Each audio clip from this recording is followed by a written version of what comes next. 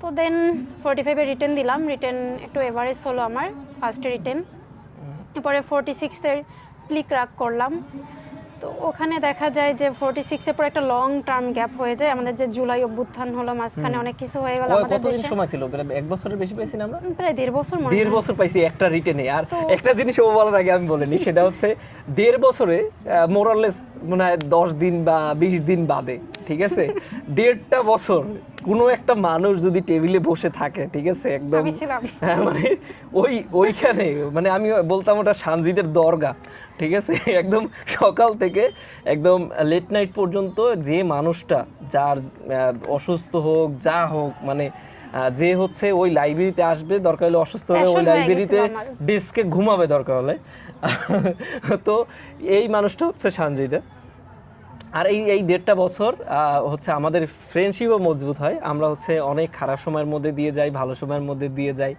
সারাদিন পড়ার পরে হচ্ছে যখন আমাদের পড়তে ভালো লাগতো না, তখন সামনে আবার হচ্ছে বিএম কলেজ ছিল, বড় মাঠ ছিল, সেখান থেকে ঘুরে আসতাম, আমরা চা খাইতাম, আমরা পুরি সিঙ্গারা, তারপর হচ্ছে সমোসা, যা যা সামনে পাইতাম, ঝালমুড়ি, আমরা এগুলো খাইতাম। আর হচ্ছে আমাদের সাথে আরও অনেক মানুষ ছিল, তাদের সাথে নিয়ে যখন বের হইতাম, আমাদের ওই দেখা যায় সকাল থেকে সন্ধ্যা পর্যন্ত পড়তে পড়তে যখন আমরা একদমই টায়ার্ড, মানে আর এই মানুষ দিয়ে আর আসলে এক বিন্দু তেলও বের করা সম্ভব না, তো আমরা পরে এই 1 ঘন্টা আড্ডা দেওয়ার পরে আবার 3-4 ঘন্টা ব্যাক করে হচ্ছে পরিশ্রম করতে পারতাম। তো আমি একটু অলস ছিলাম, আমি ঘুমাইতাম বেশি। আমার সানজিদে রাখতেও পারে না সবসময়, বাট হচ্ছে ওই তো তোমার হচ্ছে 46 হচ্ছে 1.5 বছর সময়। তোমরা এখানে 46 নিয়ে কিছু বলার থাকলে বলে দাও। 46 নিয়ে বলার বলতে রিটেন কেমন দিছো সেইটা বলো। রিটেন ভালো দিছি, যথেষ্ট ভালো, অনেক ভালো দিছো। ভালো দিছি, কারণ কোশ্চেন ইজি ছিল। হ্যাঁ, যথেষ্ট ভালো রিটেনই আমি দিয়েছি। একদম 1.5টা বছর প্রিপারেশন নেওয়া, আমার সব কিছু গুছানো, একদম নোট টোট করা, আমি পত্রিকা দিয়ে নোট করতাম। তো এমন এমন ডাটা আমার কাছে কালেকশনে ছিল যেগুলো আসলে লেখা সমৃদ্ধ করতো। তো এত ভালো রিটেন দিয়েও আসলে একটু আমার সাথে অ্যাক্সিডেন্টই হয়ে গেছিলো। যাই হোক, সেগুলাই পরে আসতেছি। তো এই তো গেল 46, মাঝখানে হচ্ছে আমি সাধারণ বিমাতে জয়েন করি। এরপরে 45 এর ভাইবা দিলাম, আমি ভাইবাটা বোতে পাশ করি 45-এ। দেন তার 1 সপ্তাহ পরে আবার আমার 49 এর ভাইবা ছিল, যে বিশেষ যেটা ছিল ওখানে। তো ওখানে আমরা মনে হয় 51 জন ভাইবা দিই, সেখানেও রিকমেন্ড আসে না আমার। ওখানে জানি না, হয়তো আমার পিলিতে মার্ক কম ছিল এই জন্য আসে না। এটা হচ্ছে খুবই অল্প সময়ের ব্যবধানে ফার্স্ট হচ্ছে 49 এর রেজাল্ট দেয়, এবং তার কিছুদিনই পরে 15-20 দিনের ঘটনা আর কি পরপর। তো একসাথে কয়টা ধাক্কা! আমার এখনো মনে আছে 49 এর যেদিন রেজাল্ট দিল, তো সবাই ফোন দিচ্ছে, আমার তো আসে নাই। হ্যাঁ, তুমি নরমাল ছিলা। হ্যাঁ, নরমাল ছিলাম, কেউ বিশ্বাস করতেছে 49 না। মানে সাবজেক্টিভ ছিল, মানে যে এডুকেশন ক্যাডার ছিল তোমার, ওটা আসে না, ঠিক আছে, নরমাল মানিয়ে নিছো। 45 দিছিল তার আগে? 45 ভাই আগে দিয়েছি, না, কিন্তু 45 এর রেজাল্ট দিছে কবে? 49 এর পরে। 49 দিল, তার কিছুদিন পরই হচ্ছে 45 এর রেজাল্ট, তারপর কিছুদিন পরই হচ্ছে। হ্যাঁ, আমি আসতেছি ওই প্রসঙ্গে। তো 49 যেদিন রেজাল্ট দিল, সারা রাত ঘুমাই নাই, স্বাভাবিক খারাপ তো লাগেই। দেন ভাবলাম 45 এ ভাইবা দিছি, বলতে ভাইবা দিছি, এডুকেশন ক্যাডার আসলেও আসবে। তো রেজাল্ট দিল, সেখানেও ডোন্ট ম্যাচ। তো দেখা গেল পরপর 2টা ডোন্ট ম্যাচ, রেজাল্ট শিটে নিজের রোল খুঁজছি, ডোন্ট ম্যাচ এরকম আসতেছে। যাই হোক, এরপরে 47 এর মনে হয় রিটেন ছিল, 47 এর রিটেন। তো হুট করে 47 এর রিটেনের আগেই মনে হয় 45 এর রেজাল্টটা দিল, কয়দিন আগে দিল নাকি অল্প কয়েকদিন আগে, 2-3 দিন মনে হয় আগে দিল। এরপরে হচ্ছে 47 এর রিটেন শুরু হলো, ফার্স্ট বাংলাটা গেল। যেদিন বাংলা পরীক্ষা দিয়ে আসলাম বৃহস্পতিবার ছিল সম্ভবত, তো ওই দিন হচ্ছে বৃহস্পতিবার ছিল নাকি বুধবার, এরকমই হবে। তো রেজাল্ট দিল 46 এর রিটেনের। তো সেদিনও আমি লাইব্রেরি দিয়ে কেন যেন চলে গেছিলাম, আমার ভালো লাগতেছিল না, যে বাসায় যাই, ভালো লাগতেছে না, পরপর 2টা বিসিএস এর ভাইবা ফিল করছি, পড়তে ইচ্ছে করতেছিল না, মন খারাপ। 49 অতটা খারাপ লাগে নাই, যখন দেখলাম 45-এও কিছু আসতেছে না, একটু খারাপ মানে লাগাটাই স্বাভাবিক, 2টা পরপর ভাইবা দিয়ে। বাসায় চলে গেলাম, বাসায় যাওয়ার পরে শুনতেছি 46 এর রেজাল্ট দিচ্ছে। সেখানেও খুঁজলাম, খুঁজে দেখি ডোন্ট ম্যাচ। তো ওইটা আমার লাইফের সবথেকে হচ্ছে বড় ধাক্কা। আমি একদম ম্যানুয়ালি প্রত্যেকটা রোল আমি সার্চ দিছি, আমার এখনো মনে আছে, আমি মানে কল্পনাই করতে পারতেছিলাম না যে আমি ফেল করব। আসলে একদমই আমার জন্য আনএক্সপেক্টেড ছিল, আমার জীবনের অন্যতম একটা বড় ধাক্কা বলা যায়। আমি এখন এই বাকিটুকু আমি অ্যাড করি, ঠিক আছে? যেহেতু এর মধ্যে হচ্ছে আমাদের বন্ধুত্ব একদমই মানে ভালো একটা পর্যায়ে, যে আসলে আমার পার্সোনাল যত বিষয় আমি হচ্ছে ওর সাথে শেয়ার করি, ওর যত পার্সোনাল বিষয় ও আমার সাথে শেয়ার করে। 46তম তখন আমি লাইব্রেরিতেই পড়ছিলাম, আমার এত সিরিয়াসনেস নাই, আমি হচ্ছে 46তম, ও জানে যে আমি হচ্ছে যেই 44তমতে এডুকেশন ক্যাডার পাইছি আমি তো রিটেনই দেবো না, ওই ওই জোরাজুরিতে হচ্ছে ও ও একদিক থেকে ডাকে আসো রিটেনটা দিয়ে যাও, শারমিন আমার ওয়াইফ হচ্ছে একদিক থেকে ঠেলে যাও দিয়ে এসো, কোনো রকম দিয়ে আসছি। তো আমার এক্সপেকটেশন নাই, আমি ভাবছি আমি ফেল করে বসে থাকবো। তো হঠাৎ রেজাল্টটা দিল, রেজাল্ট মিলাইলাম, আমি মিলাইলাম হচ্ছে জেনারেল ক্যাডারের ওই জায়গায় আমার রোল খুঁজতেছিলাম, জেনারেল ক্যাডারের জায়গায় কোনো রোল নাই, আমি বুঝছি আমি ফেল করছি। আশেপাশে যারা আমার সাথে পড়তেছিল সবার সাথে জিজ্ঞেস করতেছি, সব ফেল, মানে লাইব্রেরিতে ওই সময় যারা রিটেনের ক্যান্ডিডেট ছিল সব ফেল। এর মধ্যে হচ্ছে আমিও এখন আর আমার অত বেশি খারাপ লাগে না, আমি বের হয়ে চলে গেছি, যেহেতু রেজাল্ট দিচ্ছে হাত পা কাঁপাকাঁপি অবস্থা সবারই, আমি ব্যাগ নিয়ে চলে গেছি। এর মধ্যে হচ্ছে সানজিদা আমাকে ফোন দেয়, ফোন দিয়ে হচ্ছে প্রথম আমাকে বলে যে আমার রোলটা একটু দেখো, আমি রোল দেখলাম, রোল নাই। এর মধ্যে হচ্ছে এক জুনিয়র আমার মানে রোল জানতে চাইলো, আমি রোলটা বললাম। তো এইরকম করে হচ্ছে জুনিয়র দেখে যে আমার রোলটা হচ্ছে বোথ ক্যাডারে আসছে, আর সানজিদের ক্ষেত্রে সানজিদের রোলটা কোনো জায়গায় নাই, একদম টোটালি আনএক্সপেক্টেড। কারণ কোচিংয়ের মধ্যে যদি কারো প্রত্যেকটা সাবজেক্টে টপ নচ নাম্বার থাকে, সেটা সানজিদের ছিল ওই সময়, আমার কাছেও সেটা আনএক্সপেক্টেড ছিল। তো পরবর্তীতে হচ্ছে ও একদম ভো ভো করে হচ্ছে কেঁদে দেয়, একদমই মেন্টাল ব্রেকডাউন যেটা বলে, মানে লাইফের একদম লোয়েস্ট পয়েন্ট যেটা, সেটাতে হচ্ছে ও পড়ে যায়। ওরে আমি সবসময় স্ট্রং দেখছি টুকটাক, মানে কখনো দেখিনি যে এত ভাঙিয়া পড়ছে। আর আমার সাথে এত বছরের ফ্রেন্ডশিপ, আমার সাথে কখনোই কান্নাকাটি তো দূরের কথা, কোনো সময় হচ্ছে মানে ওই অত লো ফিল হয়ে কথা বলে না।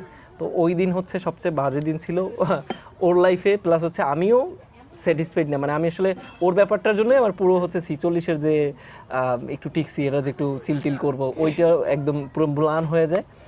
পরবর্তীতে হচ্ছে তো এ পুরাই ব্রেকডাউন।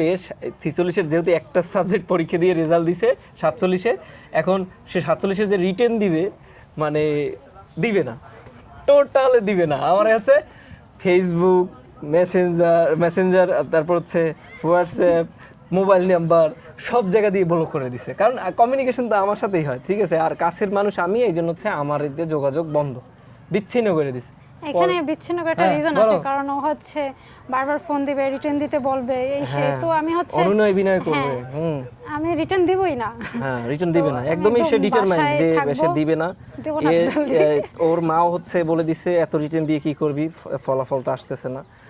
তো এ একদম পুরাই মানে ছেড়ে দিছে যে না, আর দেওয়াই সম্ভব না আমার পক্ষে।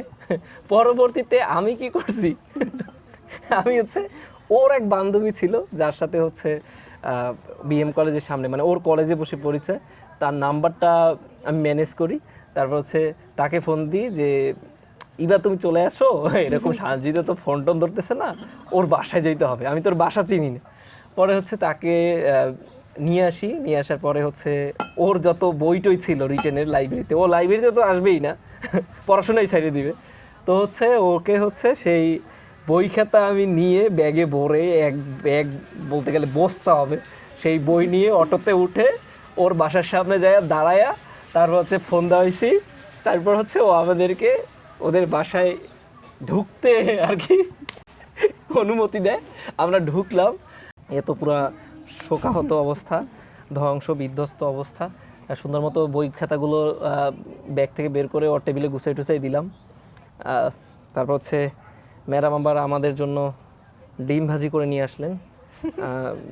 ডিম ভাজির কথা বললাম কারণ সে ভালো ডিম ভাজতে পারে না। ডিম ভাজি করে নিয়ে আসলেন, সেটা নিয়ে একটু মজা টজা করলাম। তারপরে সম্ভবত আমরা বের হয়েছিলাম নাকি, হ্যাঁ ওই দিন হচ্ছে। তো এই ওর বান্ধবী, ও, আমি, এই তিনজন হচ্ছে বের হলাম। হ্যাঁ, এবং সবথেকে ইন্টারেস্টিং ব্যাপার হচ্ছে আমি হচ্ছে শোকে আচ্ছন্ন, তার ভিতরে হচ্ছে তাদের আমাকে ট্রিট দেওয়া লাগবে, এই হচ্ছে অবস্থা। আলটিমেটলি ও মনে পড়ে গেছে। তারপর তো হচ্ছে আমরা হচ্ছে রেস্টুরেন্টে গেলাম। সেই রেস্টুরেন্টে আমি ওর বাসায় যেহেতু গেছি, এই জন্য জোরাজুরি করে হচ্ছে ট্রিটটা নিজেই নিয়ে নিলাম আর কি। আমাদের সম্ভবত পিৎজা খাওয়াইছিল না বার্গার খাওয়াইছিল, আমার মনে আছে এখনো। পিৎজা খাওয়াইছিল, ঠিক আছে, পিৎজা। তো সানজিদা হচ্ছে এমন একটা মানুষ যে হচ্ছে ও সহজে কাউকে কিছু খাওয়ায় না। এটা আমার আসলে লাক যে আমি সানজিদের কাছ থেকে সবচেয়ে বেশি খেতে পারছি। হ্যাঁ, এখন আবার আজকে আমি ভিডিও করতেছি, উল্টো ওরে আমার খাওয়ানো উচিত, কিন্তু আমি ওর টাকা দিয়ে খাবো, এটাই হচ্ছে আসলে। হ্যাঁ, এখানে একটু একটা বিষয় ইনক্লুড করি। বরিশালের ভাষায় আসলে একটা ওয়ার্ড আছে ছেঁচড়া, তো সেটা হচ্ছে আমার বন্ধু। ওকে যতক্ষণ পর্যন্ত না খাওয়াবো ততক্ষণ পর্যন্ত মানে পাগলামি করতেই থাকবে, খাওয়ানো লাগবে। আমি ছেঁচড়া হইতে হাজারবার রাজি, কিন্তু আমার হচ্ছে একটা জায়গায় আমি আসছি ঘুরতে, আমার খাইতে হবে, এবং সানজিদা থাকলে আমি বিলটা দিব না। বাট বিষয়টা উল্টো হয়েছে, সানজিদা যখন সোনালী ব্যাংকে টিকলো, এই সোনালী ব্যাংকের সিনিয়র অফিসার, তারপর থেকে আসলে খাওয়ানোটা কমিয়ে দিছে। এখন হচ্ছে আমার পকেটের উপরে দিয়ে আর কি চাপ যায়, এখন সে ইচ্ছা করে হচ্ছে অ্যাভয়েড করার চেষ্টা করে। কারণ লং টার্ম তো একটা জিনিস চলতে পারে না, আমি একজনকে বারবার ট্রিট দিচ্ছি কিন্তু সে আমাকে ট্রিট দিচ্ছে না, এরকম হতে পারে না, ইকুয়াল হতে হবে। আচ্ছা, সেই কান্নাকাটির ফেজটা গেল, তারপর হচ্ছে ম্যাডাম তো কোথাও যাবে না, এক্সাম, তার পরের এক্সামটা সে দিল। পরের এক্সামটা মোটামুটি অন্যদের থেকে একটু ভালো হওয়ার ফলে একটু কনফিডেন্স তার বাড়ছে। বাসায় যে পরীক্ষা তো দিব, একটু দেখি পিসটা উল্টায়, কিন্তু বাসায় পড়া হচ্ছে না, আর প্লাস বাসায় প্রচুর মন খারাপ লাগতেছে, আমি কান্নাকাটি করতেছি, মানে আমার ওই কয়টা দিন কন্টিনিউয়াসলি কান্না করতে করতেই চলে যাচ্ছিল ব্যাপারটা এমন। তো আমি দেখতেছি আমি যদি বাসায় থাকি আমি আসলে আরও বেশি হতাশ হয়ে যাচ্ছি, কান্নাকাটি করতেছি প্রচুর। ইভেন আমি আমার বোনকে ফোন দিয়ে অনবরত কান্না করতেছিলাম। ব্যাপারটা এমন ছিল, হাস্যকর। এখন হাস্যকরই। যাই হোক, যদি এখন ওই ব্যাপারটার জন্য খারাপ লাগে, 46-এর রিটার্ন ফিল আসলে আমার জন্য আনএক্সপেক্টেড। 49, 45 কোনোভাবে মেনে নেওয়া যায়, কিন্তু ওইটা আসলে আমার পক্ষে মেনে নেওয়া সম্ভব না। তো পরে হচ্ছে সেই আমি লাইব্রেরিতে আবার ব্যাক করি। লাইব্রেরিতে ব্যাক করে আসলে আমার দেখলাম না, মন মোটেও খারাপ না, আমি সবার সাথে আড্ডা দিতেছি, হাসতেছি। অন্য সবাই তো ফেল করছে, সবাই ফেল। লাইব্রেরির মধ্যে একদম 80%। না, 80% এটা ব্যাপারটা আসলে ওইটা আমার কাছে ফ্যাক্ট ছিল না, ফেল না না, একটা এই ফ্যামিলিয়ার এনভায়রনমেন্ট আছে না, যে 46টাতে এত বেশি অ্যাক্সিডেন্ট করছে যে সবাই ধরেই নিছে যে ও ফেল। ঠিক আছে, সবাই ফেল। তো যারা আসছে তারা একটু অবাক হয়েছে আর কি। হ্যাঁ, বলো। যাই হোক, তো সবার সাথে পড়তেছিলাম, জাস্ট পেজ উল্টানো, এরকম পেজ উল্টাতে ঠিক মতো পড়তাম না আসলে। আমি 45 বা 46-এ যে ইফোর্ট দিছি, 47-এ তার 10%ও আমি দিই নাই, যেটা সত্যি কথা, 10%ও আমার দেওয়া হয় নাই। তো এরকম করে রিটার্ন দিলাম। আর হচ্ছে 47-এ যে আমাদের যে হল ছিল, বড় একটা হল ছিল, তো ওই হলের অনেক পরিচিত মানুষ ছিল, সবাইকেই ফেস পরিচিত ছিল। তো সবার সাথে দেখা যায়, তো পরীক্ষা দিতে যেতাম, সবার সাথে হাই হ্যালো কথা বলতাম। পরীক্ষার মাঝে সৈকত মানে আমার 2-3 বেঞ্চ সামনে ছিল না, ও হচ্ছে পিছনে ফ্রি তাকাইতো না, ও লিখতো কন্টিনিউয়াসলি একা একা। আমি তো ভাই আজাবের মধ্যে ছিলাম, 47টা বিসিএস, মানে আমি বিসিএস দেব না, আমার জোর করে পাঠাইতেছে। এখন আমার যে 3-4 ঘন্টা আমি বেঞ্চে বসেছিলাম, আমার জানটা বের হয়ে যেত কোন সময় আমি ওই খাতাটা দিয়ে চলে যাবো, আমি এই চিন্তা করি। আর এরা ভাবতেছিল যে আমি হয়তো আহামরি অনেক কিছু লিখতেছি, আমি কারোর সাথে কথা বলতেছি না। বাট কেসটা একটু ভিন্ন ছিল। ভিন্ন বলতে আমি সেটা বুঝতে পারছি, কারণ কোশ্চেনটা হার্ড ছিল 47-এর। তো এতই হার্ড ছিল, ওর মনে হয় আরে আমি তো পারি না, আশেপাশে যারা আছে তারাও পারবে না, জিজ্ঞেস করে লাভ কি। হ্যাঁ, পিছনে যারা ছিল নতুন, পাশে যে ছিল সে তো রিটেনই কিছু লিখতে পারে না, সামনে পিছনে আসলে এমন ক্যান্ডিডেট ছিল যাদের কাছে আসলে কিছু জিজ্ঞেস করেও লাভ হইতো না। তো যেহেতু আমরা বরিশালে আছিলাম, বরিশালে পপুলার কোচিংগুলোর সাথে আমাদের 2-3 বছর ধরে ওঠা বসা, তো দেখা যায় যে কোনো রুমেই আমরা পড়ি, সেই রুমে 6-7 জন 8 জন আমরা পরিচিত থাকবোই, এটা একদম স্বাভাবিক। হয়তো কাছাকাছি বেঞ্চে পড়ি আর না পড়ি, দূরবর্তী থাকলেও দেখা যায় কি আমরা ওই এনভায়রনমেন্টটা পাই, মানে মনে হয় যে আপন আপন একটা রুম মনে হয়। আর ঢুকতে গেলে এক গল্প করা যায়, বের হতে গেলে গল্প করা যায়, ওই জিনিসটা ওকে আর কি কাম ব্যাক করতে হেল্প করছে 47-এ। হ্যাঁ, কারণ অনেক পরিচিত মানুষ আছে। ইভেন এখানে আমার কিছু সিনিয়র জুনিয়র ছিল, যেমন সুদীপ নামে একটা ছেলে ছিল, ও ফিল করছে। তো আমরা একই সাথে। সুদীপ নামে ছেলে কি? সুদীপ আমাদের জুনিয়র প্লাস হচ্ছে খুব ঘনিষ্ঠ একটা, যাই হোক জুনিয়র, আমরা তো চিনবে না। তো আমার খুব ক্লোজ একটা ছোট ভাই, ভাইয়ের মতোই বলা যায়। তো ও হচ্ছে ফিল করছে, তো দেখা যায় আমরা সবাই হতাশ। তো ব্যাপারটা আসলে গায়ে লাগেনি অতটা, আমরা সবাই হতাশ, সবাই ফেল করা, সবাই এবার রিটার্ন দিচ্ছি। এই সবাই পরীক্ষা দিচ্ছি, হাসতেছি, পরীক্ষা শেষে আড্ডা দিতেছি, ব্যাপারটা এমন ছিল। তো ওইরকম করে করে আড্ডা দিতে দিতে রিটেনটা আর কি দিয়ে ফেললাম এমন করে। তো দেখা যায় রিটেনটা আসলে রিল্যাক্সে দেওয়ার কারণে হয়তো ওরকম প্রেশার মুক্ত ছিলাম, মোটামুটি খারাপ হয় নাই, কোশ্চেন অনুযায়ী ভালো দিয়েছি আর কি। তো এই গেল 47-এ। তারপর তো হচ্ছে, তারপর বলিনি, তারপরেই আমি ডিটেস্ট, মানে ওই যে 47-এ এত কষ্ট করে এক্সাম দিছি, ভালো লাগে নাই, এক্সাম দিয়ে হলে অত বসে রইছি, তো আমার আর মনে হয় না আমার আর কন্টিনিউ করা উচিত। তারপর থেকেই হচ্ছে 47-এর পরই আমি বিসিএস এর যত প্রিপারেশন আছে, বই খাতা আছে, আমি একদমই ডিটেস্ট হয়ে যাই, এবং হচ্ছে আবেদন করা সত্ত্বেও আমি আর পিলি অ্যাটেন্ড করি নাই, বিসিএস এর যাত্রা ওখানেই ক্লোজ করি।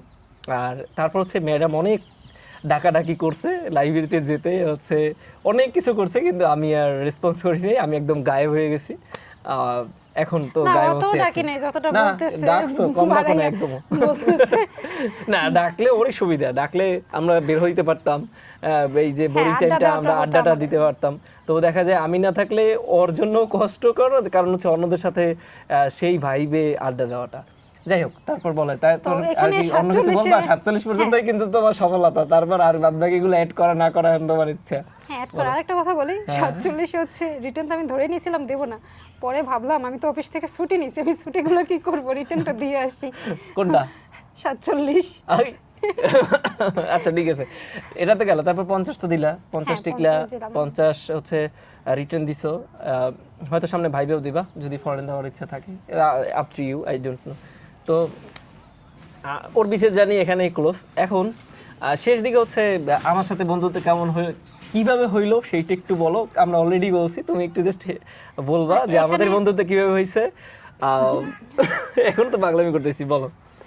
বন্ধুত্ব বলতে ওকে আমি আসলে চিনতাম না, তো আমাদের একটা কমন ফ্রেন্ড আছে আশিক। আশিক হচ্ছে আমার ইন্টারমিডিয়েটের ফ্রেন্ড, তো আমরা একই সাথে হাতেমালি কলেজে পড়াশোনা করছি। পরে ও হচ্ছে ওদের সাথে বরিশাল ভার্সিটিতে ভর্তি হয়, তো ওখানে হচ্ছে আশিক আর ও ফ্রেন্ড ছিল। ওখান থেকে ওদের সাথে মানে আশিকের মাধ্যমে ওর সাথে আমার পরিচয়। পরে হচ্ছে কনফিডেন্সের লাইব্রেরিতে তো আমরা দীর্ঘদিন পড়াশোনা করছি, ও ছিল, ওর ওয়াইফ শারমিন, তো আমরা একত্রে পড়াশোনা করি। ওখান থেকে আসলে মোটামুটি পরিচিত একটা সম্পর্ক ছিল, বাট আমাদের যে ফ্রেন্ডশিপটা সেইটা আসে 46 রিটার্নের সময়। ওই সময় আমরা একটা লং টার্ম হচ্ছে পড়াশোনা করি একত্রে, প্লাস হচ্ছে এই রিটেন ফেল, পিলি ফেল, ভাইবা ফেল, হতাশা, এইসব কিছু মিলে ওই টাইমটা আসলে আমাদের ফ্রেন্ডশিপটা হয়ে যায়। প্লাস হচ্ছে আমাদের পার্সোনাল নানা ইস্যু, বিভিন্ন হতাশা, ওই সব কিছু মিলে একটা লং টার্ম 1 থেকে 1.5 বছর আমরা একই সাথে পড়াশোনা করছিলাম মনে হয়। ওইখান থেকে আসলে আমাদের ফ্রেন্ডশিপটা হয়, সেখান থেকে আর কি ক্লোজ ফ্রেন্ড হয়ে যাই আমরা। হ্যাঁ, ফ্রেন্ড হয়ে গেছি। যাই হোক, এখন হচ্ছে নেক্সট ভিডিওতে, আজকে যেহেতু এটা অনেক বড় হয়ে গেছে, নেক্সট ভিডিওতে আমরা জানবো যে সানজিদা কি কি বই পড়েছে এবং পিলি কিভাবে প্রিপারেশন নিয়েছে, রিটেন কিভাবে প্রিপারেশন নিয়েছে। অলরেডি অনেক কিছু বলেছে, এখন হচ্ছে শুধু প্রিপারেশন বেসড ভিডিও হবে। আজকের জন্য এতটুকুই, সকলের জন্য শুভকামনা। তোমার কি শেষে কিছু বলার আছে? ধন্যবাদ। আসলে সৈকত মূলত আমাকে বলেনি ও ভিডিও করবে, আমি জাস্ট ব্যাংকিং শেষে ও বলল যে আজকে চা খাবে, ও আসতেছে এদিকে, আমি কি সময় দিতে পারবো? আমি বললাম আসো, তাইলে ব্যাংক থেকে বের হয়ে চা খাওয়া যাবে। পরে হচ্ছে আমি যখন বের হলাম, সে দেখতেছি ব্যাগ থেকে ক্যামেরা বের করতেছে। আমি তো একটু অবাক, কি হচ্ছে এগুলা, বলতেছে সে ভিডিও করবে। আমি ভাবতেছি মজা করতেছে, পরে শেষে দেখলাম না মজা না, সত্যি সত্যি। তো এক প্রকার আমাকে হুমকি দিয়ে আর কি ভিডিওটা করা হচ্ছে। আমাকে বলা হয়েছে যদি আমি ভিডিও না করি আমার সাথে ফ্রেন্ডশিপ রাখবে না, আমাকে সব জায়গা থেকে ব্লক টলক করে দিবে, এগুলো বলে টলে আর কি ভিডিও করানো হচ্ছে। এত কিছু শুধুমাত্র আপনাদের জন্য, ঠিক আছে? যারা একদম আছেন উইদাউট প্রিপারেশন, যারা আছে, আপনারা চিন্তা করেন যে আমার কি পরিমাণ কষ্ট করা লাগে একটা ভিডিও করতে, তো বুঝেই নিয়েন আর কি একটা ভিডিওর ভ্যালু কত। আর এই যে এখান থেকে মনে হয় সম্ভবত 100-150 গজ সামনে হচ্ছে ওর ব্যাংক, এই ব্যাংক থেকে বের হয়ে এখানেই হচ্ছে ভিডিও শুট করতেছি। তো একটু পাগলামি আমরা করি, সেইটার এটা একটা নমুনা। তো আরও 2টা ভিডিও হচ্ছে, মানে 2টা বানাইলেই মনে হয় ভালো হয়। একটা হচ্ছে পিলি প্রিপারেশন নিয়ে, সলিড পিলি প্রিপারেশন, আর একটা হচ্ছে সলিড রিটেন প্রিপারেশন নিয়ে। তো ওইটার জন্য অপেক্ষা করবেন। আজকের জন্য এতটুকুই। আল্লাহ হাফেজ। আল্লাহ হাফেজ।